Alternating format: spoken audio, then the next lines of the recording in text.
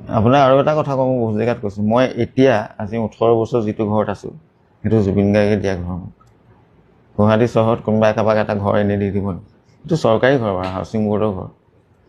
জুবিন গাৰ্গৰ নামতেই আছিলে 2015লৈকে। মোক মাজে মাজে কৈ থাকে যে চৰকাৰ চেঞ্জ হ'লে তোমাক দিগদাৰ কৰিব, লোকৰ নামত থাকিবলৈ নিদিয়ে, তুমি তোমাৰ নামলৈ আনি লোৱা। বোলো মইতো আনিব নোৱাৰোঁ। এই খাৰঘুলি ঘৰতে মোক এখন চিঠি লিখি দিছিলে অসমীয়াত, অসমীয়াতে জুবিন গাৰ্গ বুলি চহী কৰি হাউচিং বৰ্ডৰ চেয়াৰমেনলৈ লিখি দিছিলে। চেয়াৰমেন মই জুবিনক সুধিছিলোঁ ঘৰটোৰ কাৰণে কিবা, মই ক'লোঁ যে গৰিমাহঁতৰ লগত এবাৰ কথা পাতা মোৰ নামত কৰি দিয়া আগতে, হয়তো কোনোবা ৰাখিবও পাৰে। কৈছে নাই নাই, সেইটো মোক চৰকাৰে দিয়া ঘৰ, সেইটো তুমি ইমান দিন আছা, সেইটো তোমাৰে ঘৰ, এইটো ইয়াত কাৰো গৰিমা চৰিমাহৰ মাত নাই। কাৰণ তেওঁৰ নিজৰ ভায়েকহঁত ভাড়াঘৰত থাকে, খুৰাকৰ পুতেক, মোমায়েক থাকে, কাৰোবাক দিবও পাৰে। মই একদম শেষ বাক্য আছিলে মোৰ।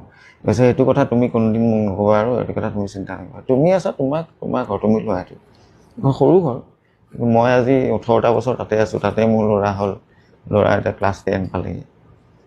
গতিকে সেইটো মহানুভৱৰ মানে সাংঘাতিক। মই ঘৰটো দিয়া বুলি কোৱা নাই, ইয়াতকৈও ডাঙৰ বস্তু মানুহক দিছে, কিন্তু সেই ঘৰটো তেওঁ ঘৰৰ মানুহ এজনকো দিব পাৰিলে, মোকে দি থৈ গ'ল।